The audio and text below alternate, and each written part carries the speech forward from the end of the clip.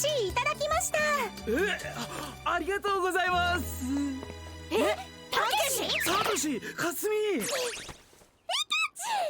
ピカチュウも久しぶり。ねえ、ここで何してんのよ。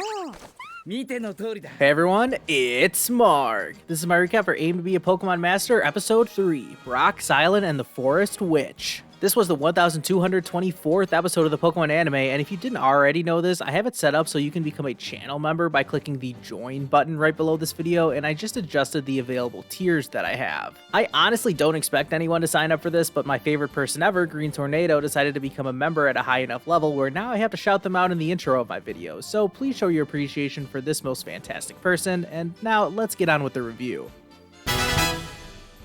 So Ash and Misty are continuing their journey, and they decide to stop and eat at this random cafe. They really like the food there, and it tastes familiar to both of them. They tell the waitress how much they like the food, and she calls out the chef, who's none other than Brock. And just what is he doing at this random cafe? Well, apparently he has decided to devote his entire life to this woman. I mean, classic Brock. Just disregarding whatever he was doing to suck up to his latest crush, and speaking of which, his newly beloved comes back to inform him that her boyfriend is coming back soon, and they're gonna get married. We literally see Brock turn to stone as he gets his heart broken once again, and now he cuts to later in that day when Ash and Misty are trying to cheer Brock up. Ash tries to remind him of the same stuff Brock always used to say back in the day, but this time Brock really won't cheer up at all. Just then, someone recognizes Ash, and I'm guessing it must be one of his many adoring fans now that he's the world champion. Oh, it's actually just Cilan. And by the way, I always find it funny that his Japanese name is Dent. I feel some kind of kindred spirit to this guy since he's just some Dent and I'm just some Mark.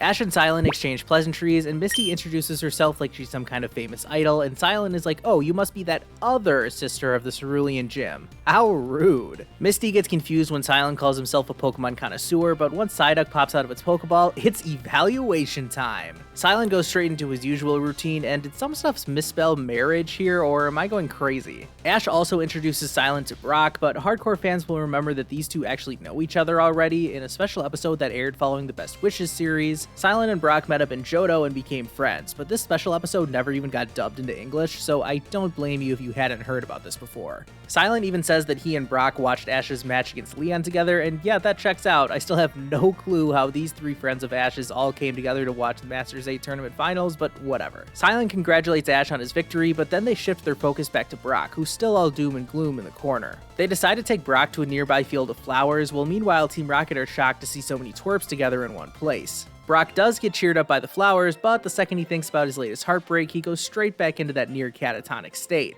Nearby, there's a wild Hatterene in the forest, and it senses Brock's negative emotions. I guess Hatterene feed off negative emotions or something, so it sends off a psychic burst to lure Brock in. And he hallucinates seeing that same woman from before calling out to him, and he gets lured into the forest. Hatterene sends another psychic blast to prevent Brock's friends from following him, and this looked pretty funny. Psyduck even comes out because of the headache, and this was really disappointing because they didn't even go all the way with this joke. Like, why didn't this activate Psyduck's psychic powers? Anyways, once it wears off, they continue chasing after Brock, with Team Rocket not too far behind. Inside the forest, Ash has no clue how to solve the mystery of the lost Brock, but no mystery is too much for the detective connoisseur Cilan. And playing the role of Iris in today's episode is Misty.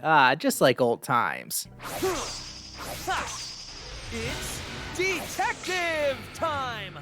Detective connoisseur Cilan at your service. When it comes to unraveling mysteries, I'm your #1 chef. Oh no, it's time to be annoyed again. Anyways, our detective connoisseur is right on the money with this one, explaining how Hatterene wanted to lure Brock into the forest to feed off his negative emotions, and the scary thought of Brock getting trapped in here just motivates them to search even harder. The group eventually runs into a Hatenna, and Ash's Pokedex tells him that Hatenna can sense other creatures' emotions. Ash asks it to help them with their search, and so Hatenna becomes an antenna on Ash's head, and after sensing Ash's thoughts about Brock, Hatenna starts to lead them to where he is. Meanwhile, Hatterene is cruelly pretending to be that waitress telling Brock she's in love with him, only to immediately say she hates him, and just repeating the same thing over and over again, basically farming negative emotions off Brock. Eventually, Hatterene is able to sense his friends getting closer, and Ash and Cilan are getting hungry, fantasizing about food. Then, Misty meets her worst fear when a Joltik comes from out of nowhere, and Ash explains that she loves water types but hates bug types. Seriously, they had the gall to make this reference one episode after Misty had literally no problem at all with Ash's Leavanny being near her all day. Anyways, it's time for Hatterene to strike, and its psychic powers cause Ash to chase after a pile pile of his mother's croquettes while Misty sees some water-type Pokemon. And wait a second. Okay, Misty is right. Water types are just so great. As for Cilan, he's drawn in by Ingo and Emmett driving away with a train cart full of boxed lunches, and eventually these hallucinations turn into nightmares with the croquettes crushing Ash, Misty running into a ton of bugs, and Cilan being unable to catch up with Ingo and Emmett. And oh, would you look at that, Hatterene has successfully led these idiots all the way out of the forest. Luckily, Pikachu is there to shock them all out of the trance they're in, and thanks to Hatena, they're right back on the trail of Brock. They eventually find Brock still being manipulated by Hatterene, and they try to do this funny scene where Hatena and Pikachu play Poke Charades to tell them what's going on. Kind of a weird segment, but whatever. You could probably say that about a lot of scenes in this episode. Detective Connoisseur Cilan makes his final assessment, and now it's finally time for a confrontation. Hatterene uses its psychic powers to make Brock think that Ash is that boyfriend from before, and that Brock needs to fight him. This gets Brock all fired up, and he sends out his Steelix, and shouldn't Steelix have been able to just realize that it's Ash and not attack him? I don't know, that kind of felt like a plot hole for me. Cilan jumps into action at this point, sending out Pansage to even the odds. We didn't really get much battle action here. Instead, we actually see Brock's illusion start to break as he witnesses Ash trying to save Hatena from taking any damage. Brock does finally snap out of his trance, recognizing Ash, and meanwhile Hatena actually decides to save Ash from one of Hatterene's attacks, but Brock is immediately there to offer his help. With Brock fully back on their side, Ash tells Hatterene to give it up, and after it senses how all of them feel towards Hatena, Hatterene does change its tone. I guess it was able to come to its senses and didn't want the Hatena to get hurt. Whoa, hold on a second, what is that? Yeah, here's our Latias sighting for the day, but of course none of the characters in the show are actually able to notice it. We cut to the end of the episode now where Brock decides to join the group, and Misty is fired up to have some more of Brock's cooking, while Ash is looking forward to both Brock and Cilan's meals. Oh yeah, actually Cilan isn't going to keep traveling with them though. He's off to go see Ingo and Emmett, do some train connoisseur things, cue the best wishes catchphrase, and see you later, Cilan. The episode ends with a scene of Team Rocket feasting on some— wait a second, this looks like another one of Hatterene's illusions. Oh, it must have heard them earlier when they were getting all fired up about eating a ton of food. Well, I guess that's one way to end an episode. Hold on, I have to mention that the episode actually ended with the Brock's Paradise ending song. That got a big smile and laugh out of me. Alright, anyways, onto my episode rating.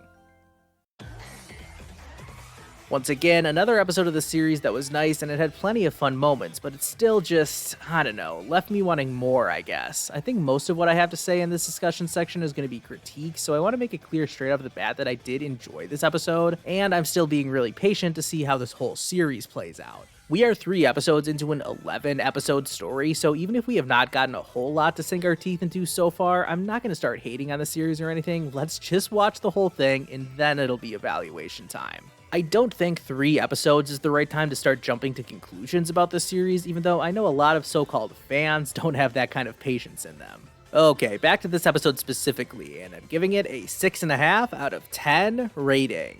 That's actually the same rating I have given every episode of Aim to be a Pokemon Master so far, but they all just kind of leave me feeling the same way. There are cool things going on in these episodes. I like seeing these old characters come back, and each story is nice. I have no complaints about the plot of any episode so far, even though this Witch of the Forest nonsense had no real significance to the overall story. That doesn't mean I disliked it. Cilan's return was also just fine. It felt like his greatest hits tour, and after they fit as much of his shtick as they could into one episode, best wishes, we'll probably never see him again. Brock's return was just a reintroduction though, as he is presumably joining the cast for the rest of this series. My takeaway from all this so far is that these character returns in Aim to be a Pokemon Master have just felt shallow, like it's been fan service without much substance. I can compare this to almost all of the returns that happened in the Journeys main series. There were so many great examples of Ash's old friends coming back in ways that actually progressed the plot, but I can't say the same about the returns we've gotten so far in Aim to be a Pokemon Master. Again though, like I said before, let's be patient and see how it all plays out. Even if this episode wasn't a contender for the greatest of all time, the story continues. And speaking of which, let's discuss the preview for the next episode, which is going to take place somewhere cold.